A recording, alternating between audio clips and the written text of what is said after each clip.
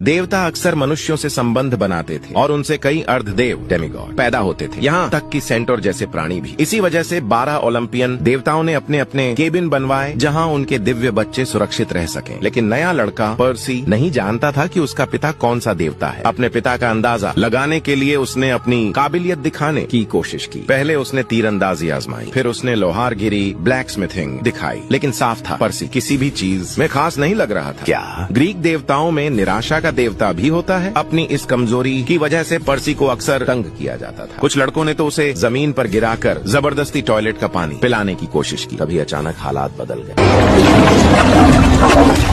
3 जोरदार पानी की धाराएं ऊपर की ओर फूटी और उनकी ताकत से तीनों बदमाश कई मीटर दूर जा गिरे। पर्सी टूटे फूटे बाथरूम को देखकर अजीब भावनाओं में घिर गया। तभी दरवाजे पर एक लड़की टेक लगाए खड़ी थी, सब कुछ चुपचाप देख रही थी। उसका नाम एनेबित था, एथेना की बेटी, बुद्धि की देवी। उसने जानबूझकर पहले दखल नहीं दिया था। वो परखना चाहती थी कि पर्सी में काबिलियत है या नहीं, क्योंकि अगले दिन होने वाली प्रतियोगिता में उसे अपना पार्टनर बनाना था। जीतना जरूरी था ताकि पर्सी यहाँ रह सके। अगले दिन सालाना कैप्चर द फ्लैग खेल शुरू हुआ। लाल और नीली टीमें नदी के दोनों किनारों पर आमने सामने थी। जो टीम दुश्मन का झंडा पहले लाती वही जीतती, और यह भी साबित होता कि किस देवता के बच्चे ज्यादा ताकतवर हैं। पर्सी और एनेबित नीली टीम में थे, जबकि पर्सी को सताने वाली क्लैरिस लाल टीम में थी। खेल शुरू होते ही जबरदस्त भिड़ंत छिड़ गई। दोनों टीमें बराबरी पर थी, कोई बढ़त नहीं ले पा रहा था। तभी असली खेल शुरू हुआ। एनेबित गायब हो गई। उसे यूं अचानक गायब होते देखकर पर्सी हैरान रह गया। दूर दूर से लड़ाई की आवाजें आ रही थी। उसे खुद को बेकार सा महसूस हुआ। शायद नीली टीम ने उसे कमजोर समझकर अलग कर दिया था। अचानक अंधेरे से कुछ आकृतियां निकली, क्लैरिस और उसकी टोली। पर्सी ने घबराकर कहा कि उनका झंडा दूसरी तरफ है, लेकिन क्लैरिस झंडे के लिए नहीं आई थी। उसे यकीन ही नहीं था कि कमजोर नीली टीम जीत सकती है। वह बस पिछले दिन का बदला लेना चाहती थी। पर्सी ने जल्दी से तलवार और ढाल उठाई, लेकिन वह क्लैरिस का एक भी वार नहीं रोक पाया। तीनों ने उसे घेर लिया। वे बेरहमी से लड़ रहे थे। जल्द ही पर्सी पीछे हटते हटते नदी के किनारे पहुंच गया, लेकिन क्लैरिस अब भी नहीं रुकी। संघर्ष के दौरान पर्सी से गलती से क्लैरिस का भाला टूट गया। ये देखकर वह गुस्से से दहाड़ पड़ी, क्योंकि वह उसका निजी हथियार था। उसी पल पीछे से शोर मच गया। अचानक पता चला कि ल्यूक और उसके साथियों ने दुश्मन का झंडा गाड़ दिया था। नीली टीम जीत की खुशी में झूम उठी। झुंझलाकर क्लैरिस ने पर्सी को धक्का दिया और वहाँ से चली गई। पर्सी ने राहत की सांस ली। तभी एनेबित फिर से दिखाई दी। असल में उसने पर्सी को ध्यान भटकाने के लिए इस्तेमाल किया था। वह अदृश्य होकर लाल टीम का झंडा चुरा लाई और जीत पक्की कर दी। एनेबित ने पर्सी को उठाया और तुरंत उसे पानी में धक्का दे दिया। पर्सी शिकायत करने ही वाला था, तभी उसे पता चला कि यह जीत का जश्न मनाने का नीली टीम का तरीका है। उसी समय एक अजीब चमत्कार हुआ। पर्सी के शरीर के घाव और चोटें तेजी से भरने लगी। फिर उसके सिर के ऊपर पानी से बना चमकता हुआ त्रिशूल उभरा। यह देखकर सब हैरान रह गए। अचानक सच्चाई सामने आ गई। पर्सी का पिता पोसाइडन था, समुद्रों का देवता। जब किसी बच्चे को उसका देव माता या देव पिता स्वीकार कर लेता है तो उसे अपने देवता का अलग केबिन मिल जाता है। अब पर्सी जान चुका था उसका पिता पौराणिक कथाओं के सबसे ताकतवर देवताओं में से एक था।